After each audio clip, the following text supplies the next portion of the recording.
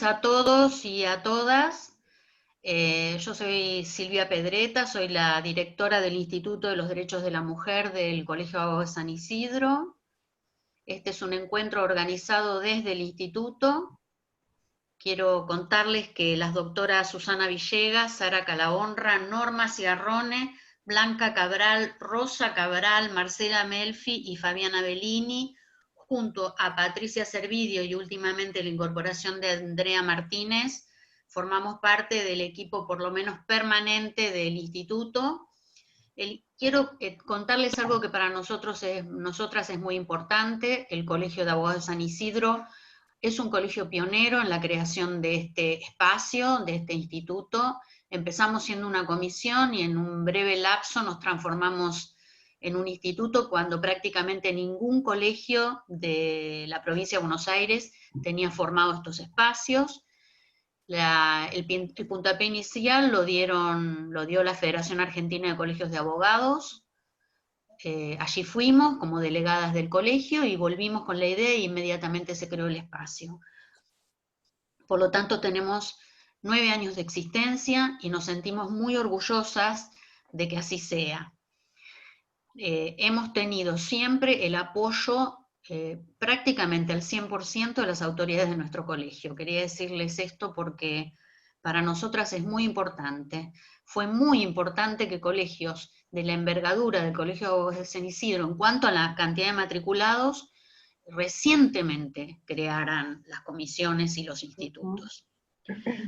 Bueno, hoy vamos a escuchar con mucho placer a 2 colegas desde la provincia de Mendoza. Van a disponer de media hora cada una. Cerradas las alocuciones, vamos a abrir el preguntorio. El preguntorio es vía chat, así que bueno, trataré de leer las preguntas y no perderme. Saben que la jornada que nos convoca es esto de herramientas para defender con perspectiva de género. Y voy a empezar leyendo, Vanina, te voy a pedir permiso para abreviar tu currículum, porque es un currículum muy importante. Vanina Abraham García es abogada,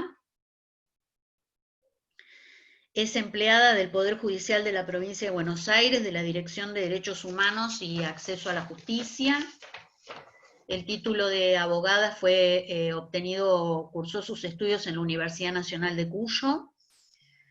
Tiene muchos estudios de posgrado, voy a leer solo algunos, entre ellos entonces la diplomatura de análisis e intervención de la violencia de género en el ámbito sociojurídico, la especialización en mujeres y derechos humanos, la diplomatura virtual en derechos humanos, económicos, sociales y culturales por la Universidad de Lanús. Una frondosa experiencia profesional y laboral, sobre todo teniendo en cuenta que es una mujer muy joven y además ha ejercido y ejerce la actividad docente, también impartiendo innumerable cantidad de cursos. Son muchas hojas de curso para Vanina. Ha participado en diversas jornadas, la última a la que refiere es la Jornada de Género y Acceso a la Justicia, del Programa Permanente de Capacitación Ley Micaela del Poder Judicial de la Provincia de Mendoza del año 2019.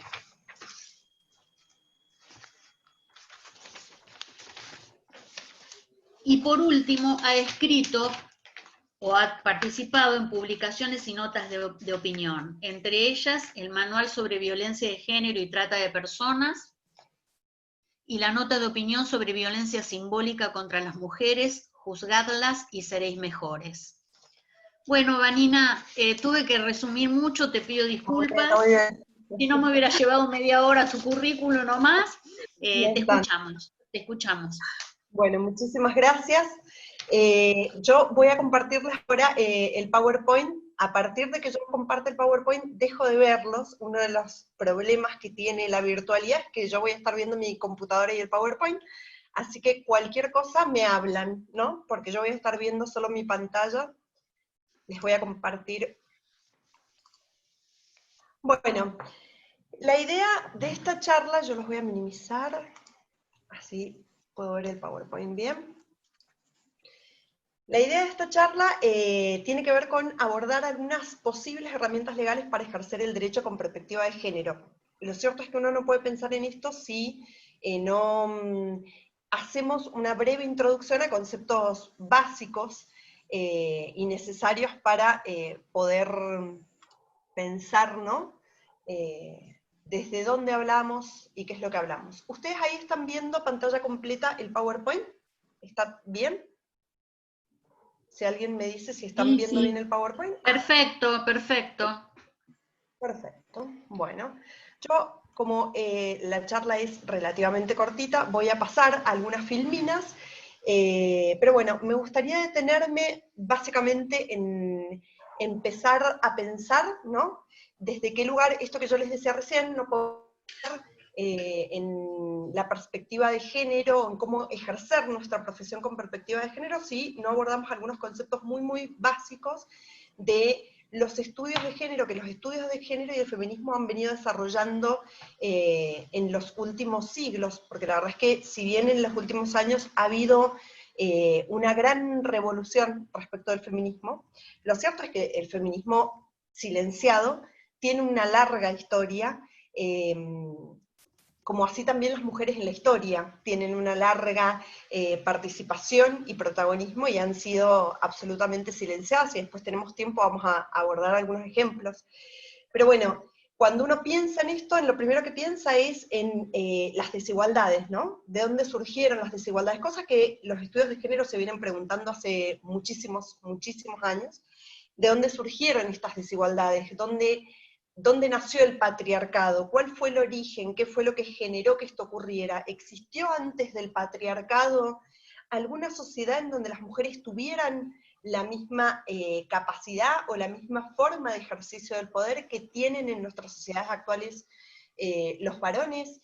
Todas estas son preguntas que el feminismo se ha hecho a lo largo de la historia y que ha ido respondiendo. Por supuesto, no todas las feministas opinan en todo lo mismo, no existe un acuerdo y es una constante evolución la del feminismo. Cada día más mujeres y varones cada día más también están pensando el feminismo y nuevas categorías de análisis, y se realizan nuevos aportes que son sumamente interesantes, por lo cual nada de lo que uno diga a la hora de conceptualizar estas categorías, como ninguna categoría social, son categorías estancas, ¿no? O todo el mundo va a pensar lo mismo o va a tener las mismas definiciones respecto de estas categorías. Algunas preguntas que sí podríamos empezar a realizarnos es si los hombres y las mujeres son iguales, cuáles son las diferencias o en qué radican las diferencias de los roles sociales, los mandatos, los destinos, si esas diferencias son asignadas por la naturaleza, por la cultura, si fue el Estado el que creó o institucionalizó estas desigualdades o no, etcétera. ¿Qué es el poder? ¿Cómo se ha ejercido el poder? Lo cierto es que cuando nosotros hablamos del patriarcado tenemos que pensar, porque por ahí muchas veces cuando uno piensa en diferentes opresiones, a uno se le aparece generalmente la opresión de clase, la opresión de raza, la opresión de género. Lo cierto es que cuando nosotros pensamos en el Estado moderno tal cual lo conocemos, tenemos que pensar en un instituto que surge hace un par de siglos nada más. Cuando nosotros hablamos del patriarcado, por lo menos las antropólogas y las historiadoras que se han encargado de hacer un análisis de esto, hablan de una conformación o de un sistema político que tiene casi 6.000 años de historia, ¿no? Algunas hablan de 5.000, otras de 6.000. Lo cierto es que es muchísimo tiempo y que sin duda pensar en el patriarcado en nuestra historia por más de 6.000 años hace que pensemos que ya forma casi parte de nuestro ADN, ¿sí? Seguramente, por lo tanto, tenemos que pensar que quebrar esta mirada que existe, desnaturalizar o desmontar algunos mecanismos de poder o algunos dispositivos simbólicos e ideológicos que sostienen al patriarcado no es sencillo, porque estamos hablando precisamente de algo que nos constituye y que constituye nuestra historia. No voy a entrar a analizarlo en términos históricos. Lo cierto es que la mayoría de las historiadoras feministas y antropólogas feministas que hablan sobre el patriarcado sostienen que no ha existido en la historia algo similar a lo que hoy conocemos como el patriarcado, que sea un matriarcado en donde las mujeres hayan ejercido el poder de la misma manera en que en nuestras sociedades actuales y pasadas ha ejercido el poder el varón, ¿sí? Está bien, cuando yo hablo de patriarcado, obviamente aclaro que es cierto que el patriarcado tiene distintas características y ha tenido distintas características a lo largo de la historia y a lo ancho del mundo, ¿no? No es lo mismo como vivimos las mujeres el patriarcado en una sociedad como la nuestra hoy en Argentina, que como vive el patriarcado una mujer joven en Medio Oriente. Pero lo cierto es que sí hemos logrado ponernos de acuerdo en que a pesar de esas diferencias que existen, sí hay rasgos comunes que han subsistido a lo largo de la historia y que subsisten a lo ancho del mundo cuando pensamos en el patriarcado. Yo les decía recién que, por ejemplo, Gerda Lerner, a mí me encanta siempre recomendar este libro para analizar el tema del patriarcado, porque me parece que es una de las historiadoras que más analizó este tema, y su libro es para mí muy esclarecedor en ese sentido. Se llama La creación del patriarcado, y una de las cosas que ella intenta explicar, quizás es una pregunta interesante, pero desde mi punto de vista no absolutamente necesaria, esto que yo les decía recién de si alguna vez existió algo así como un matriarcado, en este libro ella llega a la conclusión de que en realidad no, de que la matrilinealidad o aquellas sociedades antiguas en donde sí se pudo demostrar que había cultos respecto de determinadas diosas mujeres, no tenían que ver con las características que hoy nosotros podemos decir desde los estudios de género que tiene el patriarcado y que ha tenido a lo largo de la historia. Lo que sí podemos sostener es que cuando nosotros pensamos en estas dobles opresiones que yo les decía recién, desde un enfoque interseccional, si nosotros pensamos también en la categoría de clases, ¿sí? Pensamos, yo les decía recién, el Estado moderno o el capitalismo surge, si queremos, hace un par de siglos comienza a desarrollarse, cuando en realidad nosotros debemos pensar que la mujer fue la primera forma de propiedad privada que existió, ¿no? En este sentido, Rita Segato habla sobre las pedagogías de la crueldad en un libro que se llama Contrapedagogías de la crueldad, y ella hace un análisis, ¿no? De cómo ella hace un análisis no de la historia del patriarcado, pero sí de la violencia.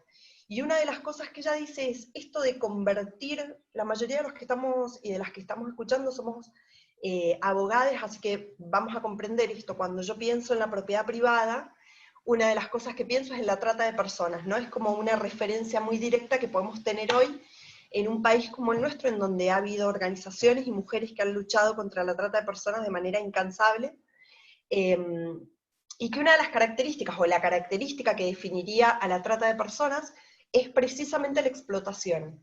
Y la explotación se define a través de pensar cómo determinada persona puede ejercer los atributos de la propiedad respecto de una mujer, ¿no? O de una persona, porque no necesariamente las víctimas de trata de personas son siempre mujeres. Y Rita Segato, cuando habla de la propiedad privada, dice que nosotros vivimos en sociedades en donde existen grandes pedagogías de la crueldad, y las define diciendo que son las pedagogías de la crueldad. Otras feministas podemos hablar de los mecanismos de socialización patriarcal que existen y que vamos a mencionar en un ratito, y dice que son aquellos actos y prácticas que van a enseñar, que van a programar, que van a habituar a las personas a transmutar aquello que está vivo y su vitalidad en una cosa, es decir, a convertir personas en cosas. Básicamente, si nosotros analizamos el origen del patriarcado, una de las primeras cosas que vamos a tener que analizar, o que debemos analizar, es que la mujer fue la primera forma de propiedad privada. Fuimos lo primero que entre sociedades antiguas se transmitían entre sí para cerrar pactos, para cerrar alianzas, etc. Es cierto que el Estado moderno institucionalizó esta desigualdad a través de determinados mecanismos como la religión, la monogamia, las tareas de cuidado, educación, ya vamos a analizarlo, el derecho como un gran mecanismo de socialización patriarcal con determinadas características que ahora vamos a pasar a ver, dividiendo, por lo tanto, en este devenir histórico, los ámbitos en los cuales se iba, porque en definitiva todo se va a reducir al ejercicio de poder, si se quiere, Entonces, dividiendo los ámbitos en los cuales podíamos tener ascendencia tanto varones como mujeres, decidiendo qué es ser varón y qué es ser mujer. No estoy queriendo con esto ser binarista, ya voy a explicar más adelante si tenemos tiempo esto del binarismo sexual, y encerrando a las mujeres en el ámbito privado y dejándoles a los hombres la posibilidad y el ejercicio del poder. Yo siempre digo, cuando me retrucan, bueno, lo cierto es que hoy hubo una presidenta mujer, hemos tenido, estamos avanzando, yo no lo niego, pero por lo menos a mí hasta lo que me enseñaron en la escuela, 1 es igual a 1. Nosotros hemos tenido en la historia, a lo largo de toda nuestra historia, muchos presidentes varones, 100 y pico, y para mí igualdad va a haber el día que haya 100 y pico de mujeres presidentas, si se quiere. Otra cosa que a mí me gusta siempre decir es como, bueno, también es cierto, si nosotros nos ponemos a pensar, esto está analizado, hay estudios que establecen esto, que las mujeres tenemos sobrecapacitación en un montón de cosas porque para acceder a determinados lugares de poder necesitamos acreditar diplomas de manera mucho más exigente que los varones, ¿sí? Entonces, hay una funcionaria pública que tenía un tuit colgado, que yo siempre lo repito, que decía, creeré que hay igualdad el día que haya tantas mujeres que dejen sus tareas, no era esa la palabra, era un poquitito más picante, que desconozcan sus tareas, igual que cantidad de hombres que desconocen hoy las tareas que llevan adelante sin ningún tipo de formación. Sin dudas que cuando hablamos de los mecanismos de socialización patriarcal, de roles, de estereotipos de género, también tenemos que pensar en la maternidad obligatoria como un destino ineludible para las mujeres, y por otra parte la habilitación de la violencia, ya vamos a ver si llegamos a pensar en la violencia, a analizar los distintos tipos de violencia, y voy a desarrollar ahí un poquitito más esto que empecé esbozando al principio, que habla Rita Segato sobre cómo la violencia se va traduciendo y entramando en todas las instituciones de nuestra sociedad. Yo me voy a quedar con este pequeño concepto de patriarcado, que es el patriarcado, podemos definirlo como una organización social, política, económica y religiosa que se basa en la autoridad del varón y en la dominación masculina sobre la mujer y otras sexualidades, ¿sí? Porque hoy ya con los estudios queer, con los estudios de género, las feministas estamos redefiniendo, ¿sí?, lo que pensamos sobre este binarismo que también, y sobre la heterosexualidad, que también son regímenes políticos obligatorios en términos políticos o simbólicos en nuestras sociedades. Por lo tanto, cuando hablamos de patriarcado vamos a hablar de la desigualdad, la injusticia y de la jerarquización política de las personas por el género que las mismas tienen, ¿sí? Dejando esto que yo les decía al principio, la esfera privada para las mujeres y para los varones los ámbitos públicos. Yo les decía recién que no podemos hablar de el patriarcado. Existen, según la época y el lugar, van a existir distintas características, pero es cierto que podemos encontrar algunos rasgos en común. Primero, estructuras de poder exclusivas, es decir, el poder del varón sobre las mujeres, que incluye generalmente la esfera pública. Hoy quizás esto esté un poquito más soslayado, pero en algún momento en nuestro gobierno nacional, hace poco tiempo, había solamente una ministra y el resto eran todos varones.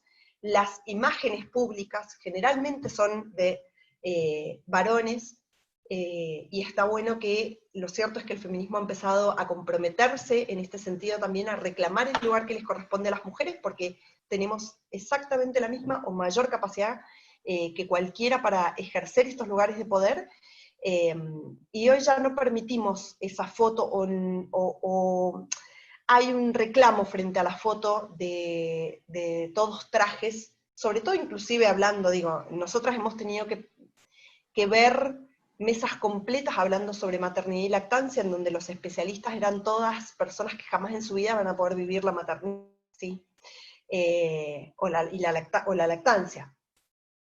Otra característica es que incluye el poder para definir los valores y los sistemas explicativos de la sociedad, es decir, esto es fundamental. Si bien el patriarcado, si una característica de inteligencia ha tenido el patriarcado, es que las usinas intelectuales que piensan a grandes rasgos y piensan a futuro las posibilidades, sin lugar a dudas han pensado en cómo se podía cooptar por parte de los varones aquellos lugares en donde se generaban estos sistemas que explican la sociedad, ¿no?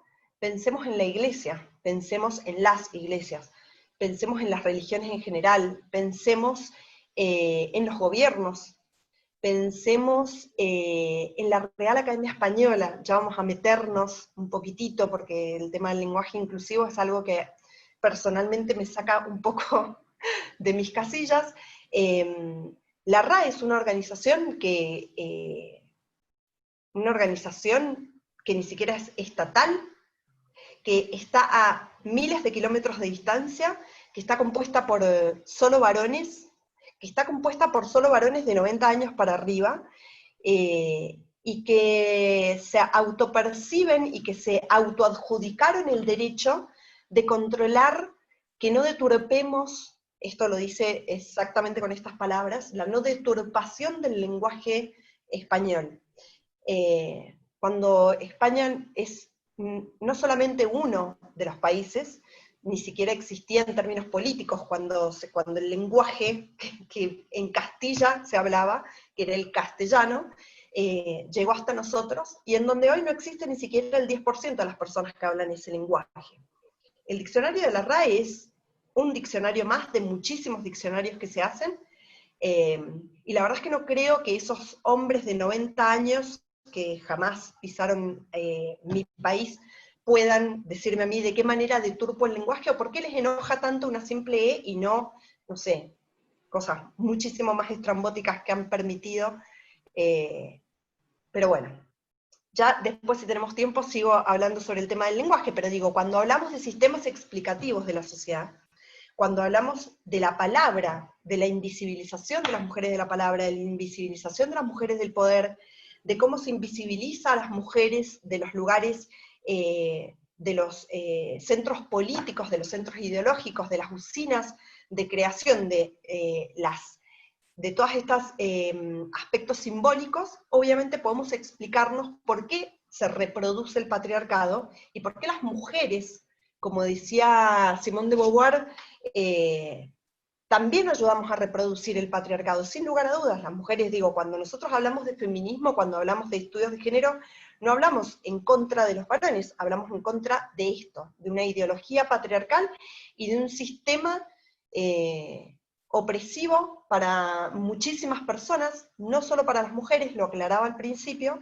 De hecho, no solo para las mujeres, esto incluye también, si los varones heterosexuales, adultos, propietarios pudieran entenderlo como también el patriarcado los afecta y les quita libertad también a los varones y les impide el ejercicio de muchísimas posibilidades, desde lo emocional hasta cuestiones éticas que es necesario que empecemos a replantearnos. Claramente que no estamos hablando en contra de una persona o de un varón, sino de un sistema de opresión que necesitamos que cambie, ¿no? Y en la tercera característica que podemos mencionar como un rasgo común del patriarcado, que es el poder de definir y de controlar el comportamiento sexual y reproductivo de las mujeres. Esto ha sido fundamental en la historia del patriarcado. Digo, si hay algo que supo hacer de manera brillante el patriarcado fue definir, incorporar y controlar absolutamente lo sexual y reproductivo de las mujeres. De hecho, cuando yo decía recién, bueno, a las mujeres se les deja el ámbito privado, bueno, en realidad vale una aclaración. A las mujeres que eran santas o que estaban destinadas al cuidado o a ser madres o a la reproducción o al cuidado de otros por hacer el trabajo reproductivo o a la reproducción de la raza, les quería decir. Pero hay otro tipo de mujeres, porque si nosotros dejamos a esa mujer que se va a encargar de los cuidados, que se va a encargar de tener los hijos y que se va a encargar de resolver todo lo que tiene que ver con el trabajo reproductivo, también tenemos que pensar que, así como a nosotras nos desarrollaron un supuesto instinto materno, que no podemos controlar, digamos, nosotros no estamos satisfechas y completas a menos que seamos madres. En el varón se desarrolla un estereotipo que tiene que ver con el sexual, ¿no? Entonces, bueno, los hombres no pueden controlar, tienen una necesidad imperiosa en este sentido, su instinto sexual es incontrolable, entonces vamos a tener también otras mujeres, un grupo menor de mujeres que se va a encargar de satisfacer este instinto sexual, que es la mujer pública. Es decir, cuando las mujeres nos encontramos históricamente en el ámbito público, fue, por supuesto, a disposición del varón, por supuesto, a disposición de las supuestas necesidades irrefrenables del varón, y para satisfacer las mismas, ¿no? Y ambas barreras como con la imposibilidad infranqueable de que eso se cruzara como ámbitos público y ámbito privado. Yo les decía recién entonces que vamos a tener mecanismos de socialización patriarcal que van a ayudar a reproducir este sistema y que nos van a garantizar que el sistema se reproduzca. Solo los voy a nombrar, podríamos estar una hora hablando y dando ejemplos de cada uno de estos, pero bueno, la charla es relativamente cortita, así que solo los nombro. Sin duda, entre solo algunos, ¿no? El Estado, la educación, el lenguaje, las religiones, la familia, las ciencias, el derecho. Sin duda son todas instituciones que reproducen, mantienen y naturalizan la violencia necesaria para la reproducción de este sistema. ¿Sí? Una violencia que Rita Segato dice, cada día que pasa nosotros podemos hacer análisis y estudiar de qué manera esa violencia va elevándose y va generando procesos, principalmente en los varones, de legitimación para mantener esto, y va generando cada día niveles más bajos de empatía, ¿no? Cosa absolutamente necesaria para la reproducción de este sistema. Esta imposibilidad de ponernos en el zapato del otro o de la otra. Acá me preguntan cuál es la autora que mencioné para el concepto de patriarcado. Creo que Gerda Lerner, ¿sí? Mencioné a Gerda Lerner, que tiene un libro maravilloso que yo siempre recomiendo, que es La creación del patriarcado. Bueno, entonces les decía que a través de estos procesos de socialización y estos dispositivos de poder que nosotros tratamos de analizar y de empezar a desmontar toda esta estructura simbólica, porque precisamente han sido, o se han convertido en aquellos mecanismos, en aquellas estructuras que han legitimado, que han justificado la existencia de varones con la posibilidad de ejercer el poder y mujeres con una imposibilidad absoluta de hacerlo o incapaces de esto. Ahora, yo vengo hablando del género, pero no lo he definido. También respecto de esta categoría fundamental de análisis que creó el feminismo, hay miles de conceptos. A mí me pareció interesante porque me pareció muy completo este de Marta Lamas, que es una antropóloga mexicana, que dice que el género es un conjunto de ideas, representaciones, prácticas, prescripciones sociales, que se van a elaborar a partir de la diferencia anatómica entre los sexos, por lo cual el género es aquello que la sociedad, en términos culturales, va a asignar en virtud del género a lo que es propio de los hombres y a lo que es propio de las mujeres.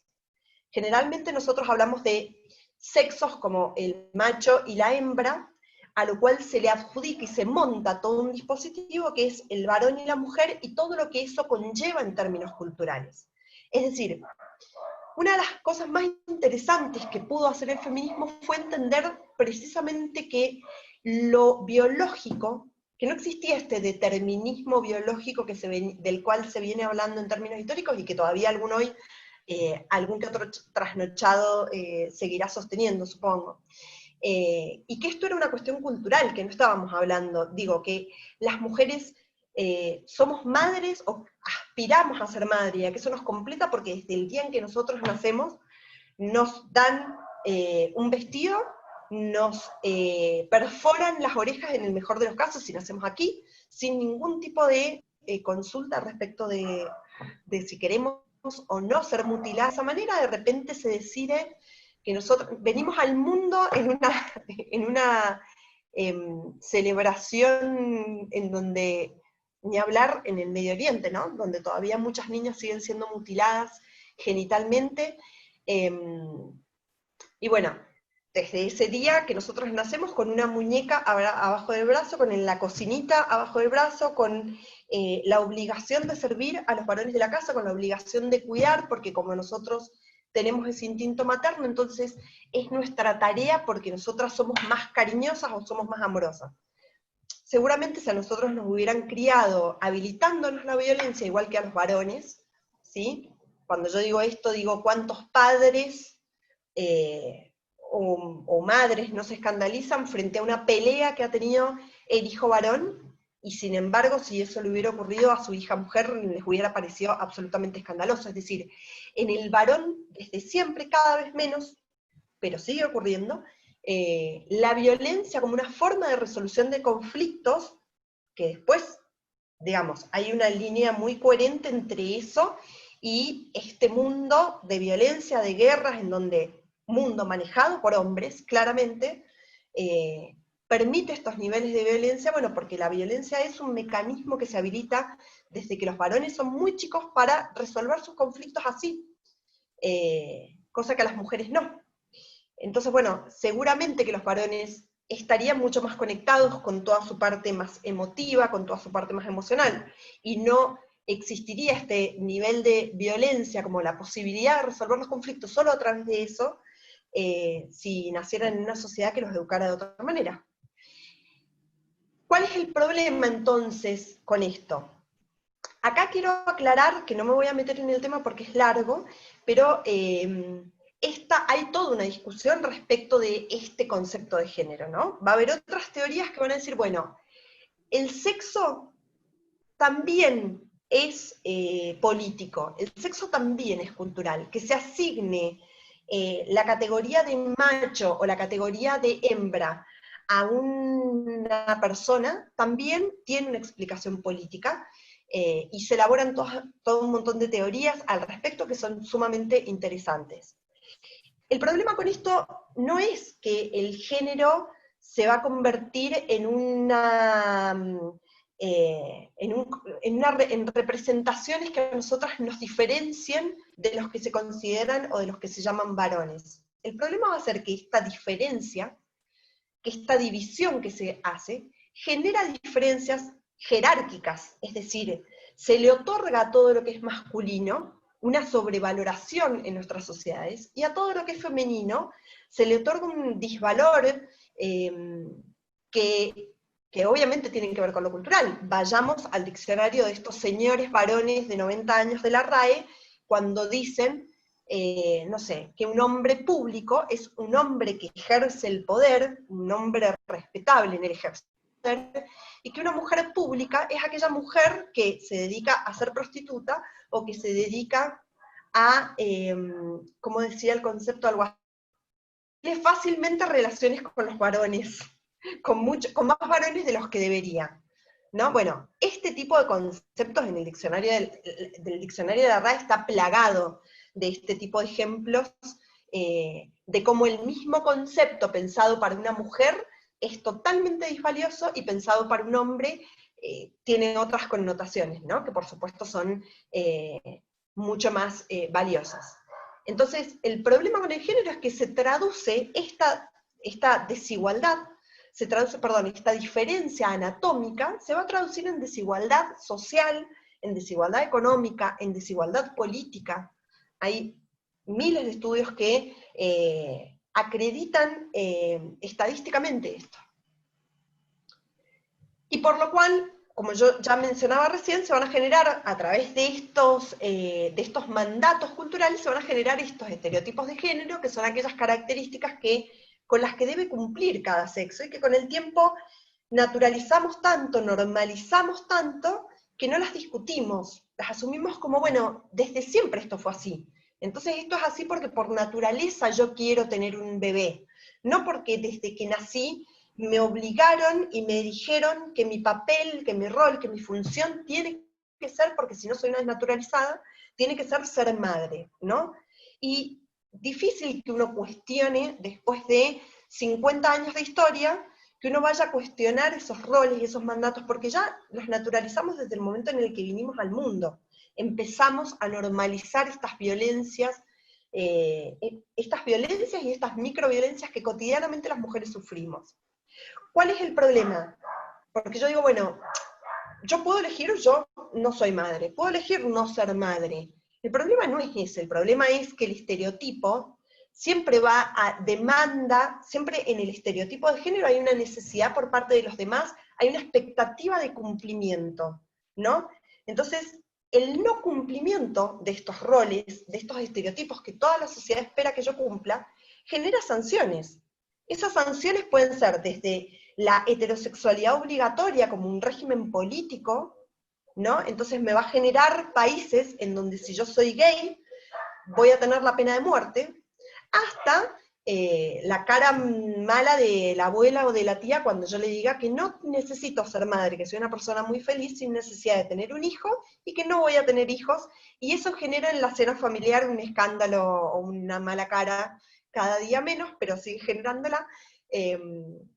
Entonces, bueno, digo, esas sanciones que van desde lo mínimo, desde la mala cara, desde lo social, hasta las sanciones que tienen que ver con correr riesgo la vida de las personas, el problema con estos estereotipos entonces es que demandan o que generan una expectativa que uno debe en principio cumplir si no quiere someterse a esas sanciones, ¿no?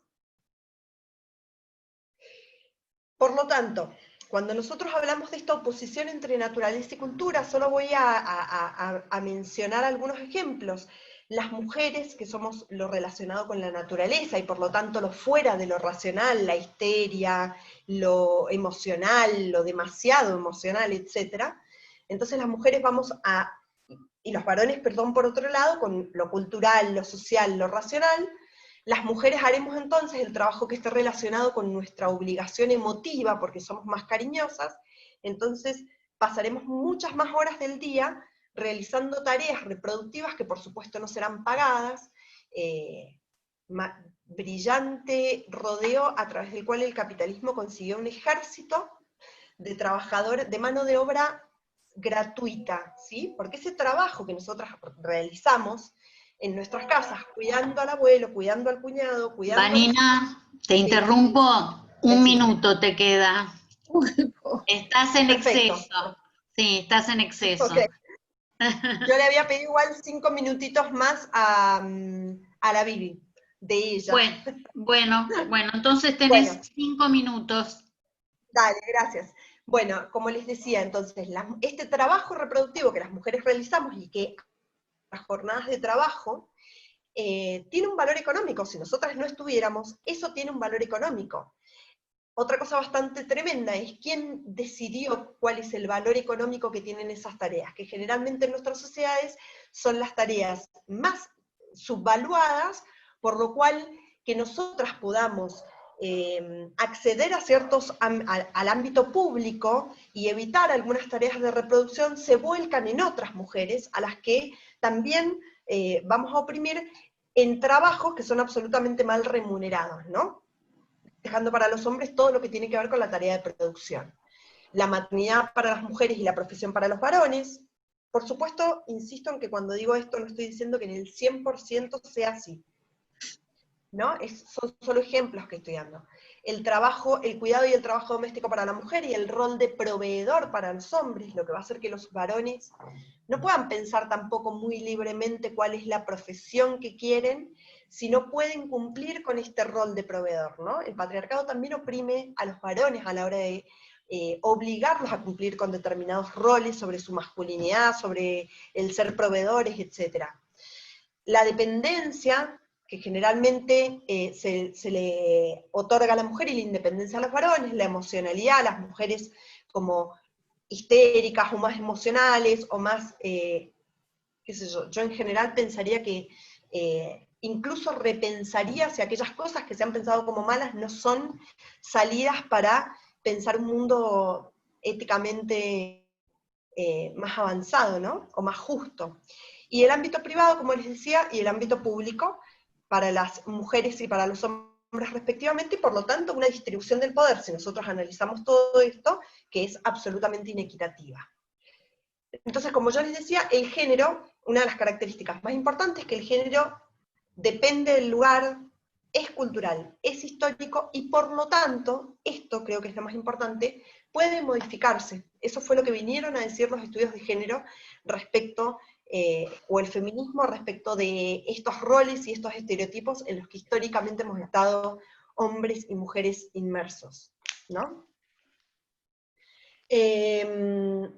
Yo creo, no sé, Vivi, si querés, voy a hacer solo un pequeño pantallazo de violencia y ya te paso a vos, Vivi.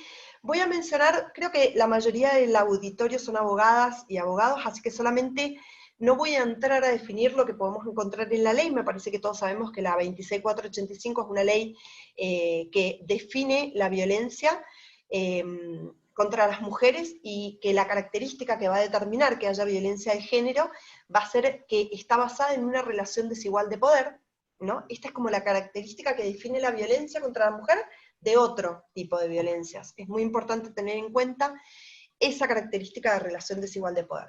Pero solo voy a mencionar que hace un par de meses, bueno, cuando pensemos en esto, pensemos que en el decreto que reglamenta la 26485, en su artículo 4, está definido qué se entiende por relación desigual de poder, y que establece que es la que se configura por prácticas socioculturales históricas con la idea de la inferioridad de las mujeres o la superioridad de los varones, o en conductas estereotipadas de hombres y mujeres que limitan total o parcialmente el reconocimiento o goce de los derechos de estas en cualquier ámbito en que éstas desarrollen sus relaciones interpersonales.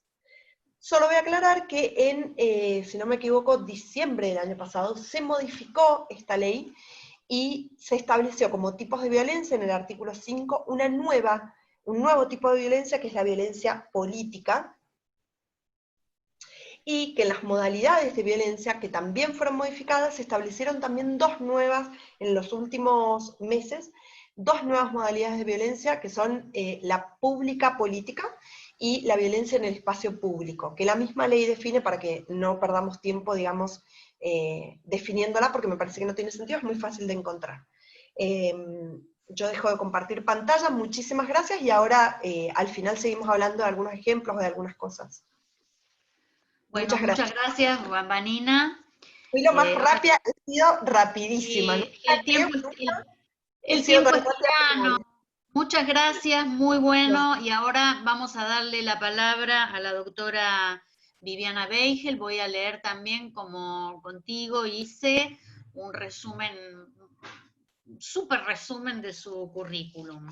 Es abogada, recibida con medalla de honor al mayor promedio de la promoción de la carrera de abogacía y procuración por la Universidad de Champagnat. Es profesora universitaria en la Cátedra de Derechos Humanos de la Universidad de Champagnat, profesora de posgrado de la Diplomatura en Abordajes de las Violencias desde una perspectiva de género en la Universidad de Mendoza. Es miembro de Frontline, que es una organización de Naciones Unidas en defensa de los defensores de derechos humanos. Es presidenta de la Comisión de Género y Diversidad del Colegio de Abogados de Mendoza. Es abogada querellante en juicios de lesa humanidad. Es autora del libro La violencia de género en los delitos de lesa humanidad. Qué tema, ¿no? Y ha sido premiada en el 16 Congreso de Psicología y reconocida por la Honorable Legislatura de la Provincia de Mendoza por su labor con jóvenes sometidos a proceso penal. Te escuchamos, Viviana, bienvenida una vez más y tenés media hora. Bueno, muchas gracias. Muchas gracias por la invitación. La verdad que es un placer estar con ustedes y poder compartir este ratito que tenemos para pensar en algunas cuestiones que tienen que ver con las violencias, sobre todo con las violencias de géneros, ¿no? Todo esto que hablaba Vanina hace un rato en relación al patriarcado y a los conceptos que en materia de géneros, ha sido plasmado todo esto, y de a poco, y en la medida en que ha pasado el tiempo, en la normativa internacional, generando estándares de derecho internacional de los derechos humanos, que son importantes conocer a grandes rasgos. Lo voy a mencionar para no profundizar en la legislación, pero sí tener en cuenta qué surge de esta normativa del derecho internacional de los derechos humanos, y que nos puede aportar una mirada con perspectiva de género para el ejercicio profesional. En primer lugar, la CEDAW, que me imagino que todos y todas conocen sobre su existencia, esta Convención de Naciones Unidas sobre la eliminación de todas las formas de discriminación contra la mujer, incorpora esta mirada que Vanina nos contaba hace un rato en relación a las discriminaciones, las desigualdades, y propone que todos los estados deben tomar las medidas necesarias para asegurar el pleno desarrollo y para garantizar el ejercicio y goce de los derechos de las mujeres con plena libertad y en igualdad de condiciones. Es importante a los fines de comprender el valor y la dimensión que tiene la CEDAW, que también reconoce cuál es el papel de la cultura en todo esto que hace a la limitación de los derechos que las mujeres pueden ejercer o no pueden ejercer. Y hay un protocolo facultativo de la CEDAW que ha creado un comité, que es el Comité para la Eliminación de la Discriminación contra la Mujer, que habilita la posibilidad de denunciar a los estados frente al incumplimiento de estos derechos a los cuales se han obligado al suscribir y ratificar esta convención. Por otra parte, mencionar rápidamente la Convención de Belén do Pará, que es conocida por todos y todas, me imagino, como abogados y abogadas, y la importancia que tiene en el ámbito interamericano esta convención a los fines de promover la plena igualdad de las mujeres en el ejercicio de sus derechos, pero también erradicar y sancionar las situaciones de violencia. Me parece que también es importante en este ámbito internacional tener en cuenta el convenio 190 de la OIT, que ha sido hace poco, ha tenido media sanción la ratificación en el Congreso de la Nación y que está a punto de ser ratificado por diputados también, porque este convenio nos permite avanzar en las situaciones de acoso y de violencia en el ámbito laboral, situación que no estaba regulada por nuestro país y que a partir de la ratificación de este convenio vamos a poder empezar a avanzar en estas denuncias y espacios que tengan que ver con la defensa de los derechos de quienes han sido víctimas de violencia de género en el ámbito laboral. No voy a hacer mención a la legislación nacional, es mucha la legislación nacional que ha avanzado en incorporar la mirada de género, pero no voy a hacer mención a ella a los fines de no demorar la exposición, porque me interesa más que nada profundizar algunos temas como el femicidio y el feminicidio y los delitos de índole sexual o contra la integridad sexual que prevé nuestra normativa, y cómo estos delitos han sido analizados en la jurisprudencia nacional y en la jurisprudencia internacional. Por un lado, en relación al feminicidio y al femicidio, quería hacer referencia a esta distinción que, si bien no tiene un consenso en cuanto a estos conceptos, sí ha sido diferenciado en función de comprender el femicidio como el delito de homicidio cometido contra una mujer por el hecho de ser mujer, y el feminicidio, que es analizado por Marcela Lagarde, en cuanto a que toma una pequeña distinción que me parece que es muy importante. Ella hace una elaboración en donde analiza el problema estructural, el problema que hace que estos hechos existan y que tiene que ver con lo que hace el Estado o lo que deja de hacer el Estado para que el femicidio pueda producirse o no pueda producirse. En este sentido, ella dice que el feminicidio implica esto de la falta de respuesta del Estado en casos de femicidio, y por lo tanto hay un incumplimiento que va mucho más allá de un hecho particular entre dos sujetos, entre un varón y una mujer que es asesinada, sino que el Estado sostiene con la impunidad y con la falta de investigación estos hechos. Ustedes saben que el femicidio fue incorporado en nuestro Código Penal, en el artículo 80, inciso 11, y esto ha sido un avance en cuanto al reconocimiento de la existencia de estos hechos gravísimos de violencia contra las mujeres. Por otro lado, voy a hacer rápidamente una referencia a los delitos contra la integridad sexual, porque también me interesa que tengamos el concepto en relación a esto, y es la posibilidad de comprender cómo ha ido evolucionando la legislación en esta materia y cómo los feminismos han ido generando cambios en cuanto a la concepción de qué significa un delito contra la integridad sexual. Pensemos que hasta hace muy poco tiempo, pocos años, los delitos contra la integridad sexual se denominaban delitos contra el honor, y que tenían que ver con esto de que, con la mujer honesta, que era atacada, ¿sí?, sexualmente, y que por eso perdía su honestidad, y que más que nada tenía que ver con esta visión de machista y del varón, de que la mujer que había tenido relaciones sexuales era una mujer impura, era una mujer...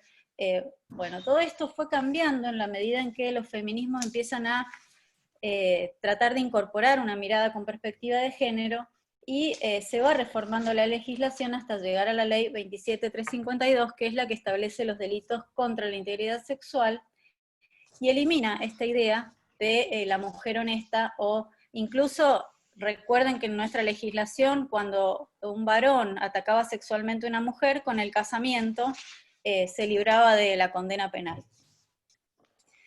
¿Por qué les cuento todo esto? Porque me interesa hablar del consentimiento. El consentimiento es algo que ha sido muy utilizado en el ámbito de nuestros tribunales, sobre todo en la justicia penal, cuando los defensores y las defensoras penales pretenden justificar o defender a los imputados. Y se manifiesta que el consentimiento es, o sea, se utiliza esto del consentimiento para evitar una condena penal. Es importante por eso tener en cuenta este concepto, el concepto del consentimiento, que tiene que ver con asegurar la libertad de decisión de toda persona en la integridad, en cuanto a su actividad sexual. Y esta libertad que queremos asegurar y que nos interesa pensar en materia de delitos contra la integridad sexual, ha sido pensada también en las reglas de procedimiento y prueba de la Corte Penal Internacional en esta materia. Y si nosotros vemos estas reglas, vamos a entender que muchas de las defensas penales que se ejercen en los tribunales de nuestras provincias o en los tribunales nacionales, van a hacer uso de estos conceptos que en las reglas de procedimiento y prueba de la Corte Penal Internacional han sido claramente establecidos, como por ejemplo, que el consentimiento no puede inferirse de ninguna palabra o conducta de la víctima cuando la fuerza, la amenaza, la coacción o el aprovechamiento de un entorno coercitivo hayan disminuido su capacidad para dar un consentimiento voluntario y libre. Y por otro lado, estas reglas dicen que el consentimiento no puede inferirse ni del silencio ni de la falta de resistencia de la víctima. Fíjense que muchas veces, no sé quiénes son penalistas, pero nos toca por ahí escuchar que la víctima no se resistió, que la víctima lo permitió, y todo esto en la regla 70 de la Corte Penal Internacional se establece claramente. Y por otro lado hace mención a la credibilidad de la víctima, y que no podrá inferirse esta no credibilidad del comportamiento sexual anterior de la víctima. Fíjense que también para desacreditar a las mujeres se utiliza el comportamiento sexual anterior para decir que esa mujer iba vestida de determinada manera, o que tenía relaciones sexuales con muchos varones, o que tenía una vida sexual activa, para poder desacreditar esta denuncia que está haciendo la mujer. Por otra parte, las reglas de procedimiento y prueba que se desarrollaron en el Tribunal Penal Internacional para la ex Yugoslavia también van en este sentido y son útiles para poder incorporar la mirada de género en los delitos contra la integridad sexual. Me parece que la jurisprudencia interamericana también nos es muy útil cuando queremos pensar en qué hacer en nuestros tribunales y cómo llevar adelante un caso con perspectiva de género. Entre estos casos voy a mencionar algunos que nos pueden ser útiles en varios sentidos. Por ejemplo, el caso Artavia Murillo de la Corte Interamericana de Derechos Humanos. En este caso se trataba de un caso contra Costa Rica, en donde se habían impuesto una serie de restricciones al acceso a la fertilización in vitro. Bueno, la Corte Interamericana lo que dijo en este fallo fue que este derecho absoluto a la vida del embrión no tenía sustento en la Convención Americana de Derechos Humanos. Muchas veces cuando se discute el derecho al aborto legal, seguro y gratuito, y se discute el tema de la vida del embrión, y se habla del sustento que tienen en la normativa internacional, este fallo nos permite comprender que ese derecho no es absoluto, y que cuando implica limitaciones a otros derechos, o impacta de manera negativa o de manera desproporcionada sobre las mujeres, la Corte Interamericana ha entendido que esa mirada no resulta válida. Por otro lado, otro fallo que me parece muy interesante a los fines de poder pensar en perspectiva de género en nuestro trabajo es el fallo Campo Algodonero, también, contra México, que es un fallo en donde desaparecen varias mujeres en Ciudad Juárez, y acá es muy interesante pensar en cómo la Corte Interamericana empieza a sostener la idea de que los estados deben actuar con la debida diligencia en la investigación y sanción de los delitos que tengan que ver con violencia contra las mujeres. Y me parece importante resaltar esta idea de la debida diligencia, porque nuestros tribunales muchas veces fallan en este aspecto de la debida diligencia en la investigación y sanción de los crímenes. Pero además, muy interesante en Campo Algodonero, cómo la Corte Interamericana le exige al Estado mexicano una capacitación con perspectiva de género para todos los funcionarios del Poder Judicial, exigiéndole que debe incorporar la perspectiva de género y la debida diligencia en las averiguaciones penales y en los procesos judiciales, y superar los estereotipos de género de los que nos hablaba Vanina hace un ratito. En el mismo caso, la Corte Interamericana reconoce que hay una cultura fuertemente arraigada de estereotipos, y algo muy interesante, que es que la impunidad de los delitos cometidos en Ciudad Juárez son entendidos como un mensaje de que la violencia es tolerada. Entonces, cuando tenemos aquí en la Argentina casos de impunidad, en donde no se determinan, o se determinan de manera fallida, los casos de femicidios, calificándolos como hechos de homicidios, o situaciones en las cuales no hay sanción, podemos recurrir a esta mirada de la Corte Interamericana en el fallo Campo Algodonero. Bueno, todos estos fallos de la Corte Interamericana nos permiten pensar entonces que tanto los homicidios como la violencia sexual, y en el caso de los femicidios sobre todo, son una forma paradigmática de violencia contra las mujeres.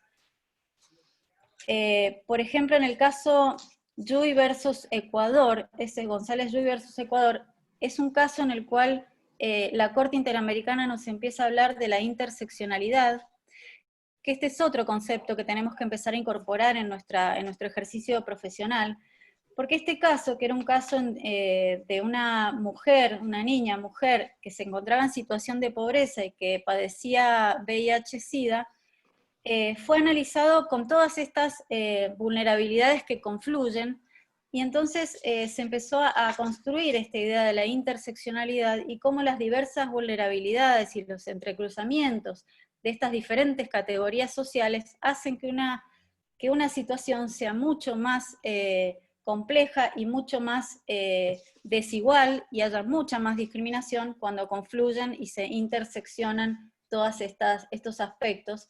Y me parece que es algo que tenemos que empezar también a incorporar en nuestro ejercicio profesional, pensando que no es lo mismo una mujer blanca de clase media que una mujer pobre que padece determinadas discriminaciones, o que padece determinadas enfermedades, o que tiene una situación que debe ser valorada de otra manera.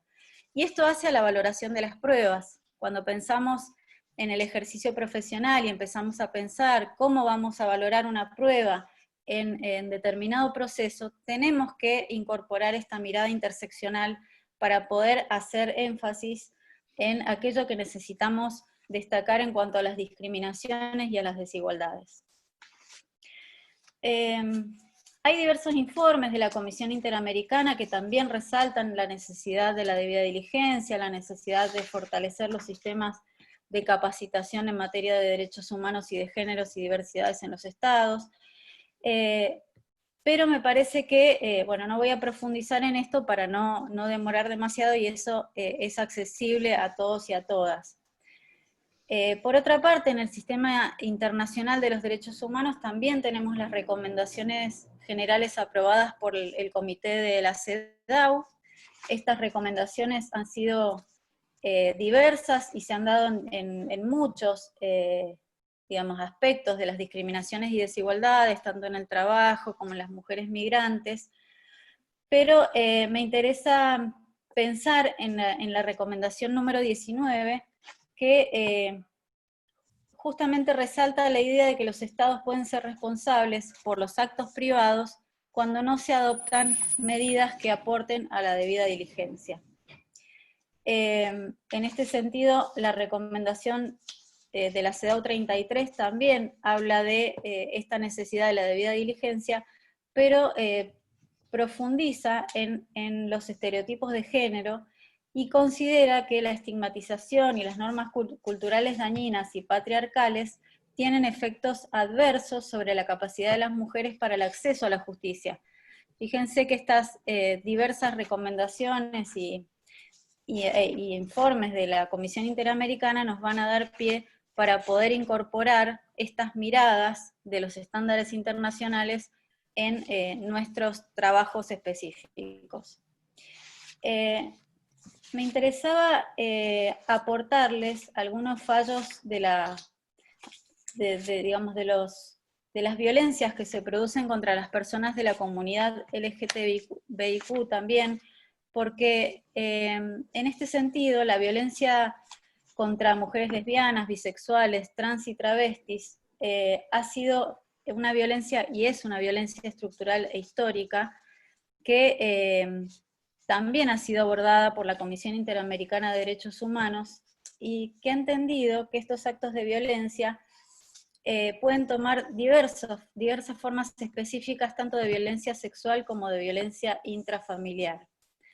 Y acá en este caso la interseccionalidad tiene un papel importantísimo, porque estamos hablando de personas en donde se intersecciona no solamente la identidad de género con la orientación sexual, con diversas situaciones de marginación que se producen en el caso de las personas bisexuales, trans, travestis, de toda la comunidad, en donde son excluidas no solamente del ámbito del trabajo, sino también del ámbito educativo, del ámbito de la salud.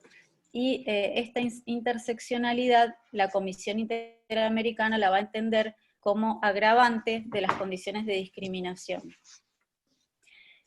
Por eso, en este sentido, la Comisión Interamericana ha entendido que los estados tienen varias obligaciones respecto de las violencias contra las personas de estas comunidades o de estos grupos, sobre todo en cuanto a la prevención, a la necesidad de desarrollar medidas de recolección de datos para estudiar el alcance de estas violencias, la necesidad de implementar normas y, digamos, legislación específica, y tenemos que saber que la Comisión Interamericana tiene una unidad especializada para monitorear los accesos a derechos de estos grupos.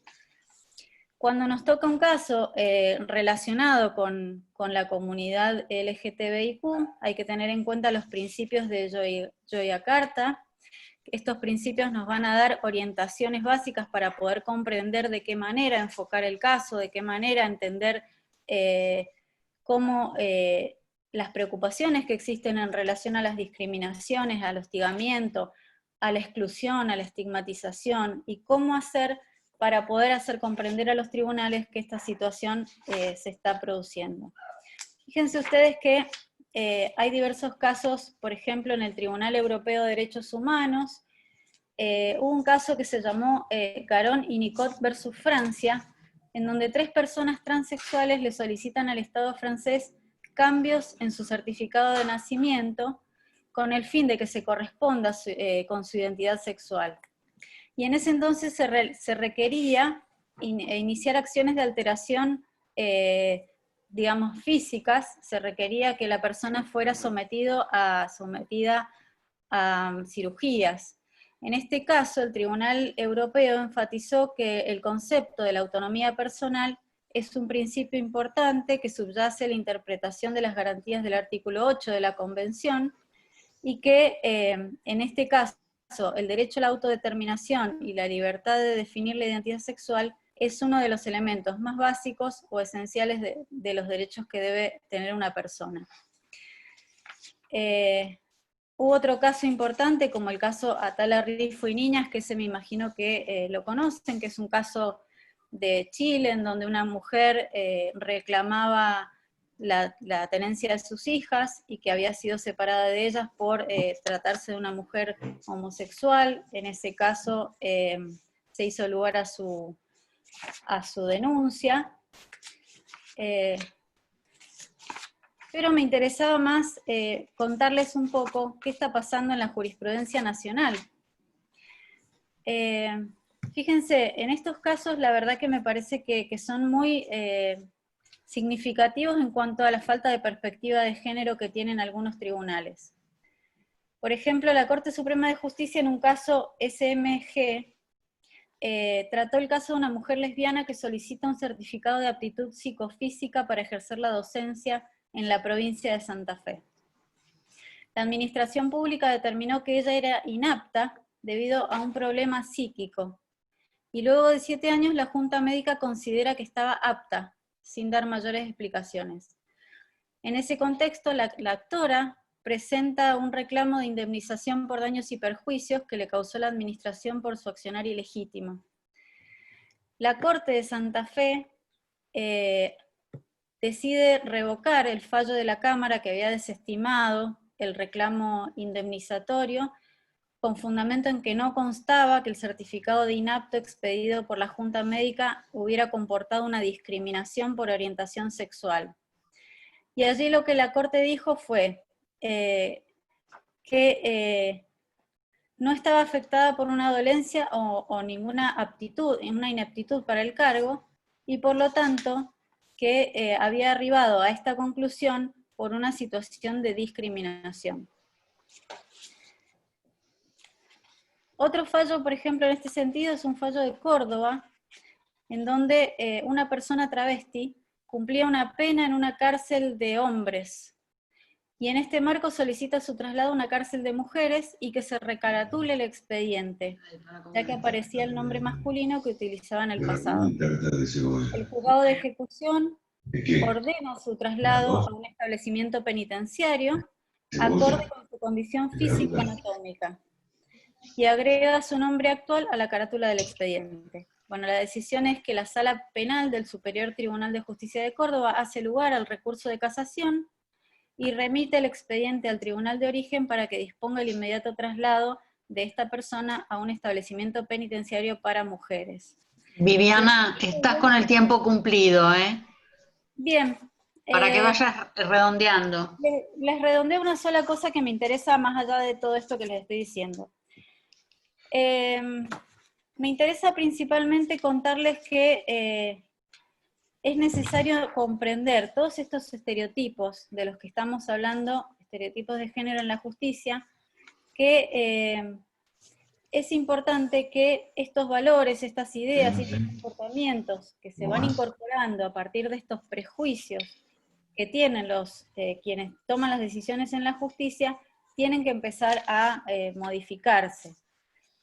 Muchas veces la mujer denunciante resulta investigada, muchas veces las declaraciones testimoniales que brinda no son tomadas en cuenta, no son escuchadas. Hay una situación de injusticia testimonial muy grande en donde estos prejuicios y estas violencias se ejercen desde el Poder Judicial, y cuando un Estado aplica y ejecuta estos estereotipos y los perpetúa, está ejerciendo violencia institucional. ¿Qué hacemos para investigar y juzgar con perspectiva de género? Primero, examinar el hecho en función de las condiciones históricas generadas por las prácticas sociales. hay que abordar las muertes violentas de las mujeres no como un hecho coyuntural, sino como un hecho estructural, sistemático, un hecho que tiene que ver con un problema estructural del Estado. Deben comprenderse las violencias contra los grupos LGTBIQ como violencias estructurales también. Las líneas de investigación no pueden centrarse en planteamientos individuales naturalizados o en patologías que usualmente tienden a representar a los agresores como locos o fueras de control. Hay que diferenciar a los femicidios de las muertes de mujeres ocurridos en otros contextos. Es necesario también evitar juicios de valor sobre las conductas o sobre el comportamiento anterior de la víctima y romper con esta carga cultural y social que las responsabiliza por lo que pasó. Y también visibilizar, como decía Vanina, las asimetrías de poder y la forma en que las desigualdades de género permean estos roles, estas normas, estas prácticas y estas significaciones culturales entre varones y mujeres. Me parece muy importante pensar en la necesidad de establecer nuevas formas de trabajo, tanto en el ejercicio profesional como en el trabajo que realizan los tribunales, y pensar en una argumentación con enfoque de género en cada una de nuestras presentaciones, en cada uno de nuestros trabajos, en quienes administran justicia, pero la forma en que vamos a llegar a esto es que los litigantes, las abogadas y los abogados, empecemos a incorporar esta mirada de género en los tribunales y en cada uno de nuestros escritos. Este discurso jurídico que tiene la justicia y que reproduce y construye en materia de géneros y diversidades tiene que ser modificado, porque si lo utilizamos correctamente seguramente vamos a tener una herramienta de transformación social. Bueno, muchas gracias. Bueno, otra vez voy a tomar la palabra. Gracias, Viviana. Yo voy a abrir un poco el preguntorio. Primero quiero recordar que, bueno, Marcela Melfi, que fue la que hizo la gestión con Viviana y con Vanina, después va a cerrar una vez que terminemos con las preguntas. Pero quiero aprovechar, primero agradecerte, Viviana, que hayas recordado el convenio 190, y recordarle a nuestro auditorio que nuestro país, que ha avanzado mucho en legislación tuitiva, y que ha avanzado mucho en reconocimiento de los derechos de las mujeres, tiene una deuda enorme, que es una ley de contrato de trabajo que no tiene perspectiva de género. De hecho, el acoso en el mundo del trabajo, que lleva a un altísimo porcentaje de suicidios, y del cual las mujeres, además de ese acoso, somos mayoritariamente sujetos pasivos, no tiene, si bien hay una construcción pretoriana que define al acoso, no solo me refiero al acoso sexual, sino a otros tipos de acoso en el mundo del trabajo como una injuria, nuestra ley contra el trabajo debe ser revisada bajo la mirada, bajo este anteojo de la perspectiva de género. Igual te agradezco lo que hayas recordado la media ratificación que tiene el convenio. Quería hacerte una pregunta, Viviana. Hay un tema que nos inquieta en el instituto, que nos viene inquietando desde... Quiero aclarar que abro el preguntorio y espero que después haya más preguntas, ¿no? Nos viene inquietando un poco desde aquel desahogo, aquella expresión que dio lugar a tantas críticas del fiscal patagónico, que hablaba del desahogo sexual. Y entonces quiero que nos cuentes cuál es tu cosmovisión en punto al consentimiento, a la expresión de la voluntad de las mujeres en el marco del procedimiento. No ya en el marco de esta figura de testigo denunciante que está reconocida, que en definitiva lo que reafirma es que no pueden dudar de la palabra de las mujeres, sino en términos de hacer una opción por el juicio abreviado, como en este caso que fue tan resonante, en donde en definitiva la conducta de los violadores, porque en este caso se trataba de violaciones, va a ser no ya juzgada, sino que va a ser su pena va a ser menor quizás a la que hubiera sido en un juicio en el cual hubiera ocurrido la prueba, y este tema de el consentimiento de las mujeres en esos casos, porque ¿por qué estamos preocupadas? Porque hay algunas ramas del derecho, como por ejemplo el derecho del trabajo, que es una rama que es de mi especialidad, en el que no rige el principio de autonomía de la voluntad. Entonces, en todos los casos, la mujer está en condiciones, por ejemplo, en ese, de elegir el procedimiento, de definir que el procedimiento sea ese y no la investigación de un delito tan aberrante y la prueba y la consecuente sanción. Está bien y completo con esto que nos tachen a las feministas de punitivistas en este caso, cuando en realidad las feministas no somos punitivistas, porque el punitivismo tiene, en términos del derecho penal, por lo menos para quienes consideramos que quienes son juzgados y quienes son metidos a proceso penal y quienes son encarcelados son los pobres. Entonces nosotras no adherimos al punitivismo. No sé si se entiende mi pregunta. ¿No debe ser mirado el juicio abreviado como un fenómeno? Por ejemplo, en la provincia de Buenos Aires, el 90% de los delitos cometidos sobre el cuerpo de las mujeres terminan en juicio abreviado. ¿No debe haber ahí una mirada de un fenómeno distinto? Esta es la pregunta. No sé si se entiende mi pregunta concretamente. Sí, se entiende y fue motivo de discusión en nuestra comisión de género también. Por supuesto que hay diversas posturas en relación a qué debe hacerse con el juicio abreviado. Recuerden que en relación a la suspensión del juicio a prueba, ya hay un fallo de la Corte Suprema de Justicia de la Nación, que es el fallo Góngora, que había dispuesto que no se podía realizar la probation en un caso de violencia de género.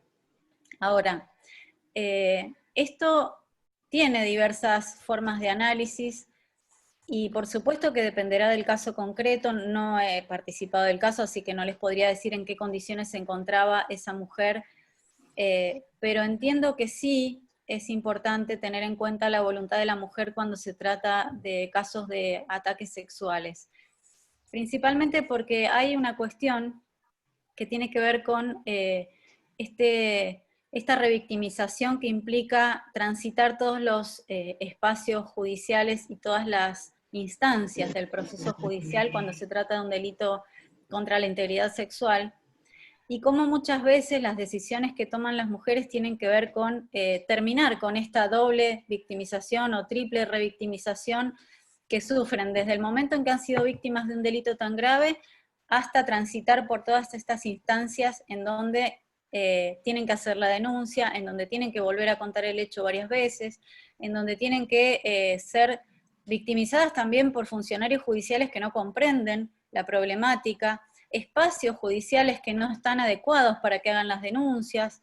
A mí me ha tocado trabajar en casos de denuncias o en representación de denunciantes de ataques sexuales, y hemos tenido que acompañar a las víctimas en lugares, por ejemplo, sentadas en un escritorio en donde están rodeadas de varones, de otros varones que escuchan y que no tienen nada que ver con el caso, sentadas en un lugar en donde un empleado abre la puerta y golpea su silla mientras está declarando, situaciones de pericias que son reiteradas y varias veces deben contar el mismo hecho. Entonces todo este tránsito por el proceso judicial genera también una revictimización que llega a un punto que quizás esa mujer dice, hasta acá llegué, quiero un juicio abreviado, quiero terminar con este proceso, quiero que lo condenen, y se terminó acá. Entonces todo dependerá del caso concreto. Creo que depende de en qué circunstancias se encuentra esa mujer, qué es lo que ella quiere en ese proceso, y hasta dónde puede tolerar la violencia institucional que implica transitar por un proceso judicial que la somete, la revictimiza y la vuelve a maltratar cuando está haciendo esa denuncia. Entonces, me parece que hasta que no tengamos una justicia con perspectiva de género, que realmente comprenda cuál es la problemática por la que ha atravesado esa mujer, cuáles son las violencias que ha tenido que soportar, y se terminen estas violencias institucionales, quizás en ese momento podamos pensar en avanzar en llegar hasta un juicio de otra manera. Pero no conozco el caso, les reitero, no conozco el caso porque no he trabajado en ese caso y no sé en qué condiciones estaba esa mujer, pero habiendo sido abogada de otros casos, puedo comprender que una mujer diga, hasta acá llegué, quiero que esto se termine, quiero que lo condenen, y se terminó con la intervención que realiza la justicia. No estoy de acuerdo, por supuesto, con la postura del fiscal en cuanto al desahogo sexual, y esas manifestaciones me parecen una barbaridad. Me parece que es parte de la violencia institucional que ejerce la justicia, y que la debe haber llevado justamente a decir, bueno, hasta acá llego, quiero la sentencia, quiero que se termine. Pero me parece que esta perspectiva de pensar en la víctima de violencia como alguien que está padeciendo además el sistema judicial. En cualquier caso, las feministas no deberíamos entonces empezar diciendo que no es una opción en libertad, que es una opción a partir de esta revictimización, y denunciar a los funcionarios que revictimizan, como en otras circunstancias denunciamos a los funcionarios, porque, digamos, marcar de alguna manera esta línea entre un sistema que no funciona, o no nos escuchan, o nos escuchan pero nos revictimizan. Entonces, me parece interesante por lo menos mirar el fenómeno y abrir el debate, y que los foros, si se arman foros, o si nosotras nos constituimos en una palabra autorizada que pueda poner el foco en que la alternativa de la víctima, que la víctima no tiene más alternativa si hay un poder judicial que la revictimiza, y que el resultado del proceso es ese, pero que no es querido, porque la verdad es que lo que la sociedad quiere es la investigación de los crímenes, cuando ocurrieron realmente crímenes, y la sanción de los crímenes.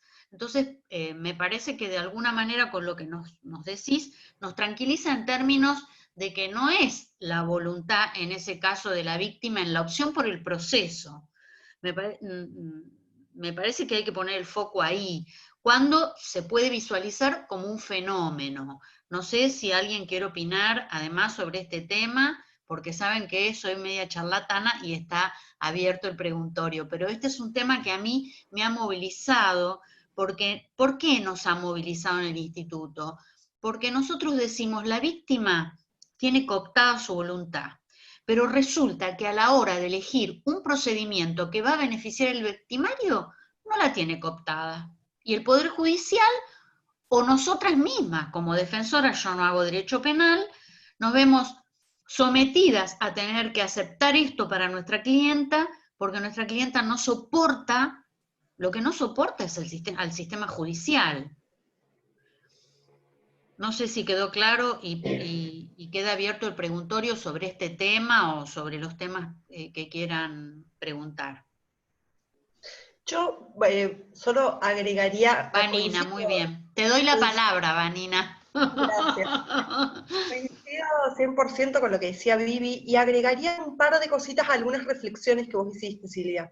Yo creo que, no sé si siempre la sociedad, quisiera creerlo, pero no creo que sea siempre así, que la sociedad siempre quiere el esclarecimiento de los crímenes. La sociedad siempre quiere el esclarecimiento de los crímenes que no ponen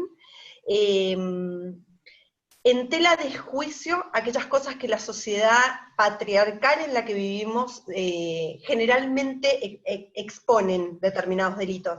Si no, digo, preguntémosle qué tipo de violencia le ha parecido más tremenda a una denunciante como Temnoa Fardín, que se ha cansado de ser denunciada por todas las redes sociales. Uno se mete en las redes sociales y las agresiones y los niveles de violencia que ha sufrido desde la denuncia que ha hecho, digo, seguimos viviendo en una sociedad estructuralmente patriarcal que les dice a las mujeres que se tienen que quedar calladas, que nos dice a las mujeres que hay un molde establecido para nosotros, y que cuando nos salimos de ahí vamos a ser juzgadas y vamos a ser sancionadas por tener la valentía de ir contra ciertos dispositivos de poder. Meterte contra determinados varones, meterte contra determinados círculos de poder, se nos va a cobrar a las mujeres, se nos va a seguir cobrando, y no creo que la sociedad en general, si hablamos, digo, no podemos hablar de la sociedad, pero lo cierto es que las agresiones que muchas mujeres que se animan a denunciar padecen, no solo devienen del sistema de lo institucional, también vienen muchísimas veces desde lo social.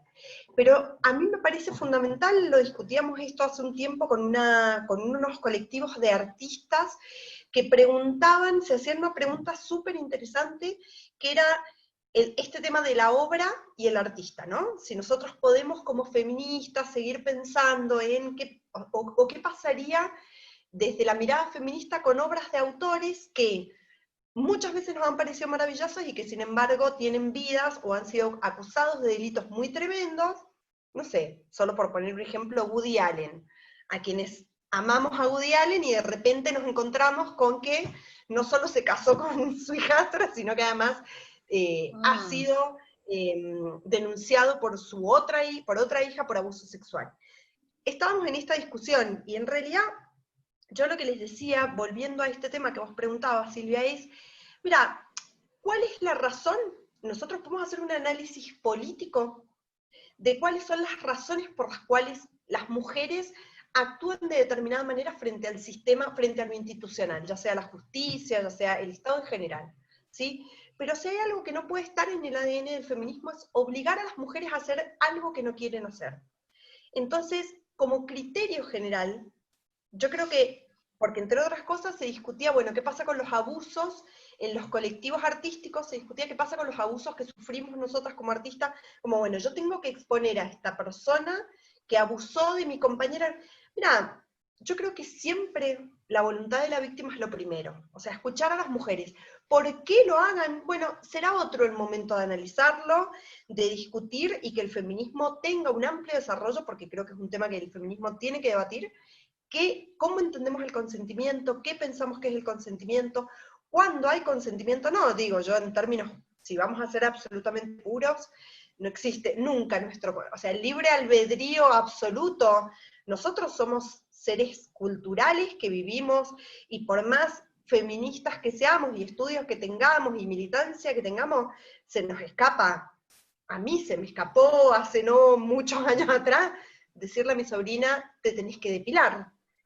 Y en el momento en el que se le estaba diciendo fue como, ¿cómo acabo? O sea, esto que acabo de hacer, digo, se nos escapan a todos vivimos en una sociedad patriarcal, hemos sido criados en una sociedad patriarcal, y me parece que es bastante difícil escapar y pensar que tenemos una libertad completa a la hora de hacer.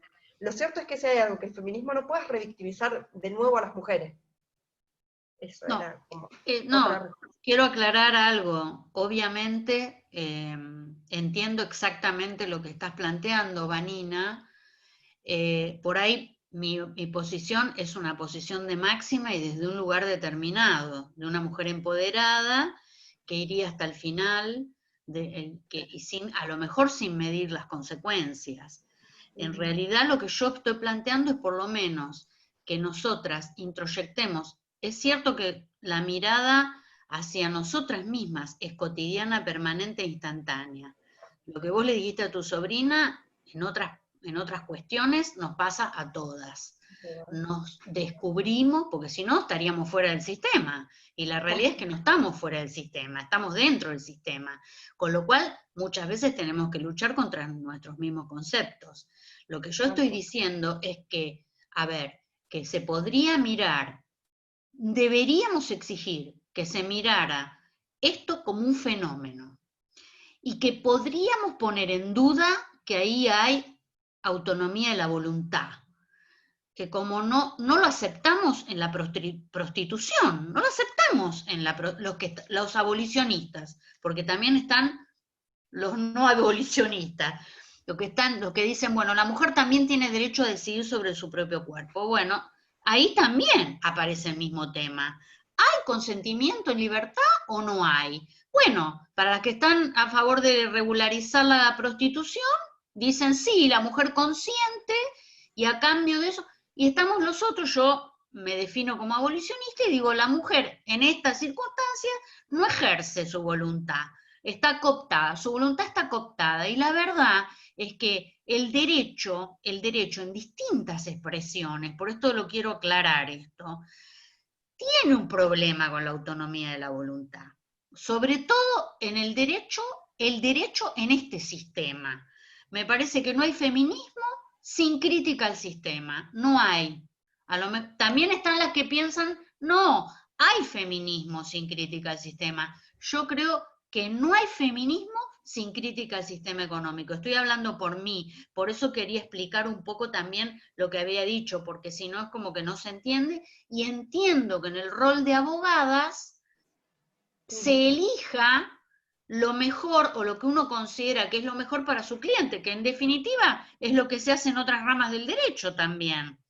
En otras ramas del derecho también elegimos lo que es frente a la adversidad, frente a lo peor o frente a lo que puede ser lo peor, también elegimos lo que es mejor para nuestros clientes. Bueno, quería aclarar esto y pido por favor al resto del auditorio que si quieren hacer preguntas está abierto. Acá dice una colega, lamentablemente lo vivo en cada acompañamiento que hago a víctimas de diferentes modos de violencia. Seguramente. Es como cuando nuestro cliente, que no viene por una cuestión de género, que viene por cualquier otra rama del derecho, uno vive cuestiones en las que a lo mejor tiene que hacer una opción que no es la mejor ni la deseada, digamos, ¿no? No sé si quedó clara cuál es mi posición y cuál fue la discusión, por lo menos al interior del instituto, que me dice Viviana, que discutieron las mismas cuestiones. Nosotros, quiero aclarar, cuando teníamos esta encrucijada, hicimos un encuentro en el que estuvo María Elena Barbagelata, y ella nos marcó un fallo, yo no me acuerdo si era de la Corte Penal Internacional, casi estoy segura que sí, Opus versus Turquía, donde, igual que en Góngora, en Opus versus Turquía, no se aceptaba el juicio abreviado. No había chance, no había chance para que no se investigara el delito y se produjera la prueba. Bueno, a ver si quieren hacer, no sé si las chicas del instituto, si está abierto el preguntorio, si alguna deshabilita, Rosa, están todas muy tímidas, Norma. Acá Patricia, que la veo en varios foros, pero no sé si es de Mendoza. Nancy, están todas tímidas, Blanca. Rosa Cabral está queriendo preguntar. Dale, Rosa. Tenés que deshabilitar el... No sé cómo es esto. Desmutearte, tenés que habilitar el micrófono. Tenés que desmutearte, Rosa.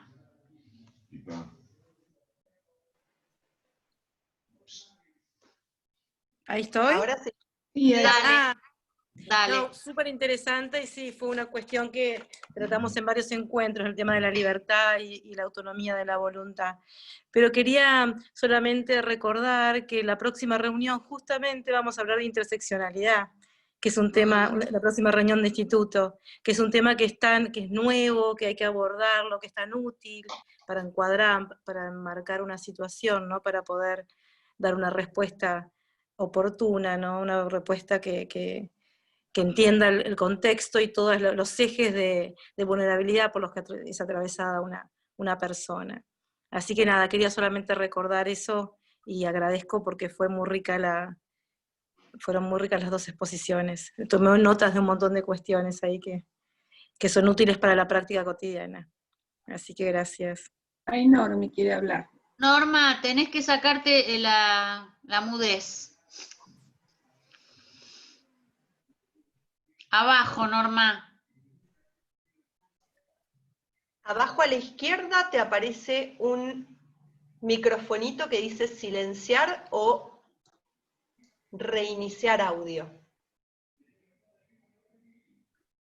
A ver, yo no puedo tampoco. Ahí está. A ver, no.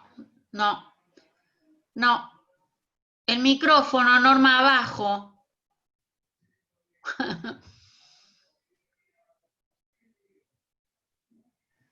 Tenés que cliquear sobre el micrófono que está abajo a la izquierda, abajo de la pantalla a la izquierda. Sí, lo está haciendo, pero me parece que no puede, no sé, a Ahí ver. está. Ahí está. Ahí está. Bueno, yo la verdad que las felicito a las disertantes, tanto a Viviana como a Vanina, totalmente de acuerdo, y estoy de acuerdo con Viviana. Yo creo que con el sistema y con la poca capacitación en género que tienen nuestros tribunales, para no decir en general, y con el desprestigio de la justicia, las que litigamos sabemos lo que muchas veces las mujeres nos dicen: queremos terminar con esto, porque se sienten victimizadas. A mí me ha sucedido en varias oportunidades. Las mujeres se sienten victimizadas porque los tribunales no tienen para nada formación en género. Entonces, sin perjuicio de que siento y también coincido, esto lo hemos discutido en el instituto, que es una forma de darle ganancia al victimario, pero ante esa disyuntiva de que esa mujer dice: por favor, me quiero ir de acá, quiero que esto termine. Hasta tanto no estén capacitados los miembros del Poder Judicial en perspectiva de género, que lo tenemos que exigir y pedir, me parece que muchas veces tenemos que ir por esa alternativa, porque esta revictimización es atroz. Es ponerla a la mujer en un sufrimiento atroz. Así que no nos gusta, realmente no nos gusta hacerlo, pero es como que no tenemos otra alternativa, pienso yo. Y esto es verdad. Bueno, Patricia está de acuerdo con vos, dice: el foco sigue estar firmemente en la capacitación de los integrantes del Poder Judicial en perspectiva de género. Tal cual. Claro, porque lo que yo pienso... Bueno, Agreguemos habla. también, la violencia o las violencias a las que somos sometidas las abogadas, que litigamos en determinados ámbitos que son sumamente masculinos, como es el derecho penal, o como puede ser, me imagino, en el derecho laboral. Yo no he hecho derecho laboral, pero las violencias a las que somos sometidas las abogadas que ejercemos en ámbitos masculinos también son bastante evidentes. A mí, por ejemplo, en una audiencia penal frente a una jueza, el abogado de la contraparte me dijo que parecía Juanita Viale hablando de la salud de Mirta Legrand. Ese tipo de referencias desacreditantes, discriminatorias y absolutamente desvalorizantes suceden a diario en los ámbitos, sobre todo en el ámbito penal. Así que sumémosle las violencias que sufrimos las abogadas, las víctimas, porque el sistema judicial no está para nada capacitado en materia de perspectiva de género. Claro. Y es delgada, y pienso yo que es muy delgada la línea entre la autonomía de la voluntad y la manipulación por parte de, por ejemplo, de fiscales o mismo de abogados patrocinantes. A lo mejor es muy delgada la línea y entonces se confunde, me parece a mí. Se puede llegar a confundir la autonomía de la voluntad con un manipuleo, ¿no? Con una manipulación.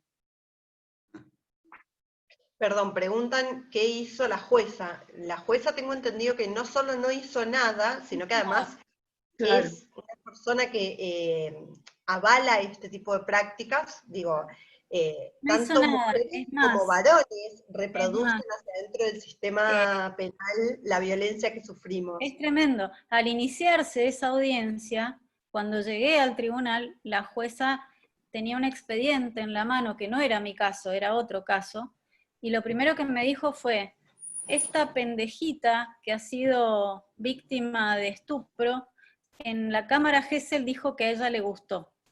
Y después dice: el fiscal y el defensor quieren hacer un juicio abreviado, yo no lo voy a permitir. Pero en realidad no lo iba a permitir porque ella culpabilizó a la víctima.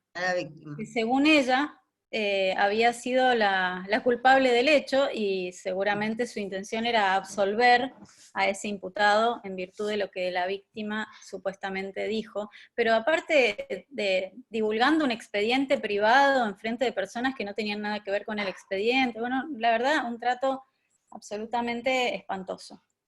Perdón, y un abogado que, volviendo a lo que yo decía al principio, tiene un cuarto de títulos de los que tiene la doctora Beigel, además.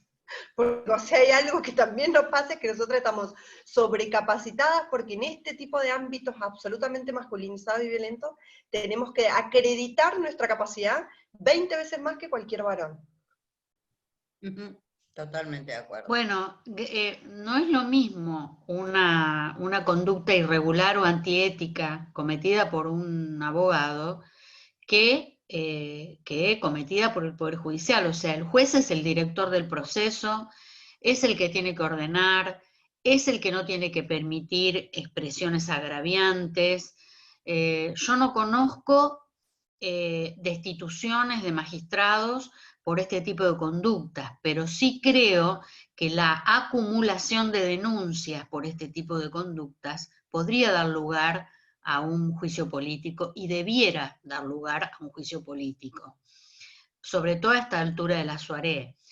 Yo, a ver, tengo que creer que algo tiene que funcionar y que nosotras somos el sujeto de un periodo de la historia que tiene que hacer que algo mínimamente funcione. Por eso digo esto. Yo sé que un juez que no cumple con su función en el marco de una audiencia, por ese hecho que te ocurrió, Viviana, y que acá cualquiera de nosotras podría contar infinita cantidad de experiencias en las que nos han destratado, nos dicen doctorcitas. Cuando yo era joven, que fui joven, ¿no?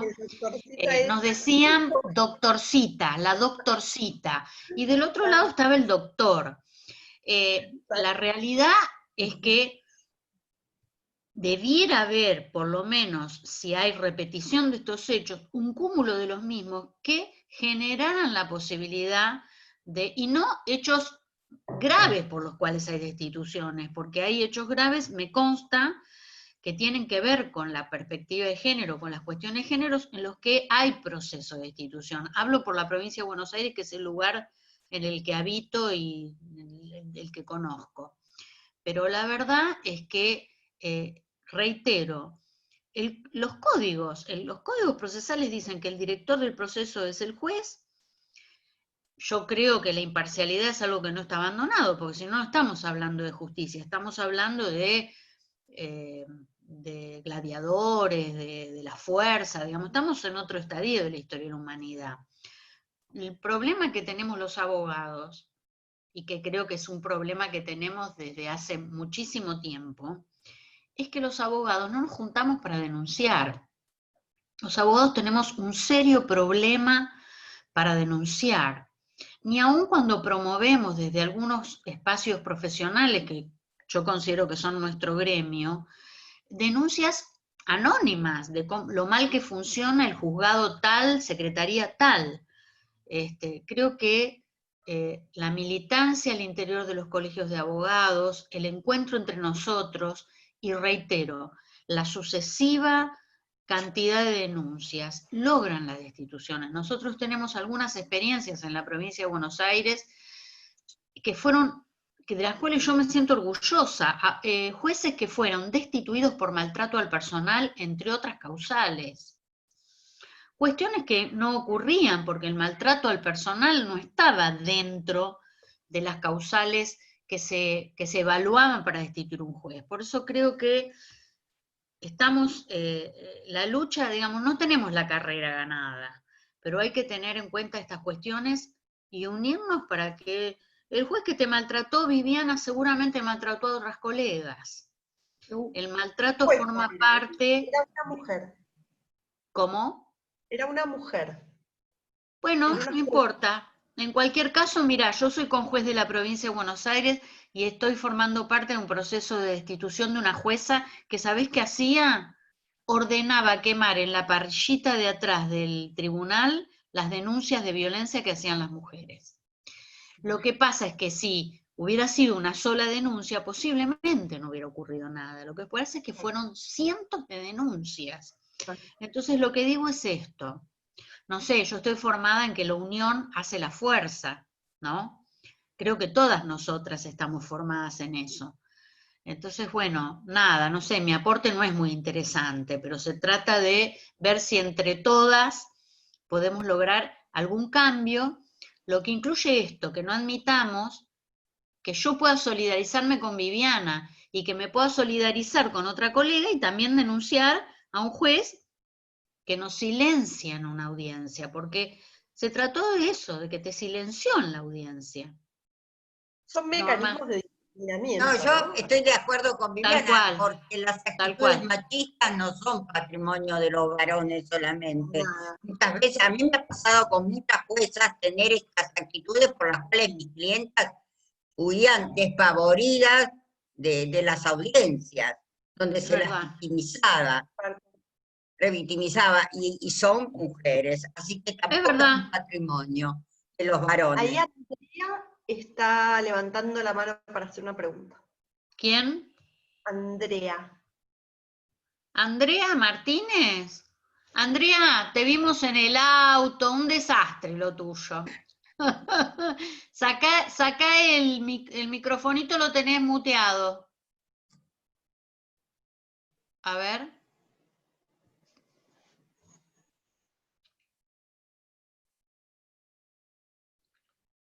Ahí está, Andrea. Sí. Hola chicas, sí, estuve por todos lados porque mañana internan a mi mamá. ¡Ay, ¿Por pobre! qué? No, tiene una enfermedad, fibrosis pulmonar y un tumor, y entonces, bueno, va y viene en la internación. Así que bueno, voy y vengo para Suerte. todos lados. Suerte. Gracias, gracias. Bueno, quería decir más o menos lo que dijeron todas y lo que dijo Norma, que me parece que tendría que haber esto que revictimizan constantemente y es muy difícil trabajar. Me pasa con los juzgados de familia cuando tienen que trabajar en conjunto con la fiscalía, y nadie sabe y nadie está preparado en el tema de género, y las mujeres tienen que contar 30 veces lo mismo. Y bueno, me pasa puntualmente con juezas mujeres, es peor que a veces que con los varones, y obligan a una mujer a hacer una denuncia que es de instancia privada, por ahí cuando la psicóloga dice no está preparada para denunciar ahora, esperemos un poco, y el fiscal dice no, que declare ahora, y la jueza dice que declare también, y la mandan a una supuesta ayuda psicológica que en realidad no ayuda. Bueno, es bastante complicado trabajar cuando el Poder Judicial no está preparado para nada, desde ningún lugar, o cuando hacen responsable por ahí a la madre, y las que sufren violencia son la madre. Me pasó en un caso que eran abusadas la madre y las dos hijas, y la señora creía que como era la esposa, tenía que bancarse cualquier cosa porque era la esposa.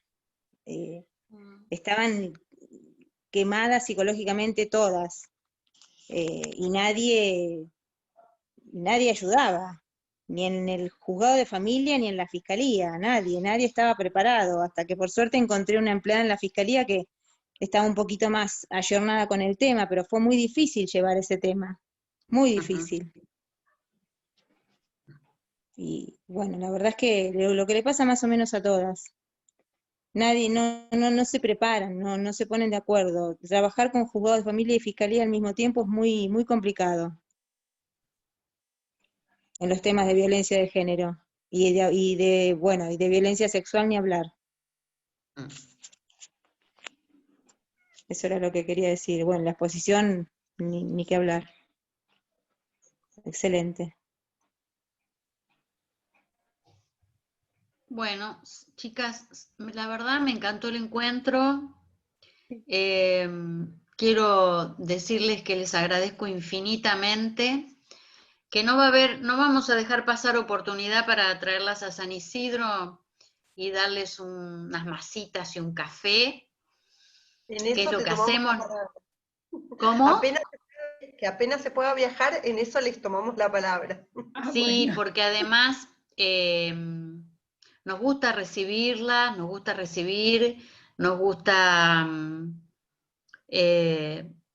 a veces tenemos nada más que unos cuadraditos de chocolate, pero chocolate, café. Nosotras creo que hay algo que tengo que, después ahora la quiero dejar cerrar a Marcela, no me quiero olvidar de Sí, eso. igual es más de lo que estuvimos hablando. más o Bueno, menos lo pero mismo, quería sí, agradecerle está a bien. las chicas, yo te voy a dejar, te voy a dar el permiso. No, nosotras disfrutamos, hay algo que quiero poner como en valor, como dicen ahora los arquitectos, ¿no? Nosotras disfrutamos de estar juntas, de compartir nuestras experiencias y en realidad yo cuando hago las preguntas, estas preguntas que tienen que ver con la autonomía de la voluntad, tiene que ver con mi formación y con mi perspectiva, con mi ideología.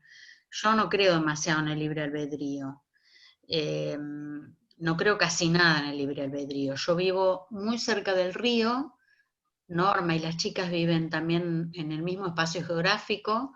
Vivimos en un lugar donde las islas del delta, muy cerca de las islas del delta, donde también las mujeres consienten que el varón tenga relaciones sexuales con ellas y con sus hijas. O sea, no tienen introyectado el incesto. Con lo cual, esto de la interseccionalidad de la que hablaban la que hablaba Viviana, yo lo tengo muy presente. Y creo que una obligación moral que tenemos las burguesas, que pudimos acceder a la formación universitaria, es revisar todos nuestros conceptos teóricos, porque debemos acercarnos a esas mujeres, debemos acercarnos precisamente a las mujeres que no gozan de los privilegios de las que gozamos nosotras. Por eso yo pongo en tela de juicio la autonomía de la voluntad. La pongo todo el tiempo, la pongo en tela de juicio conmigo, que creo que te gozo de una serie de privilegios. Bueno, Viviana y Vanina, nuestros abrazos virtuales, que este encuentro se repita, y Marcela, te doy la palabra para cerrar. Bueno, No te la gracias. doy, la tenés, no te la doy, la tenés. Gracias, sí, gracias.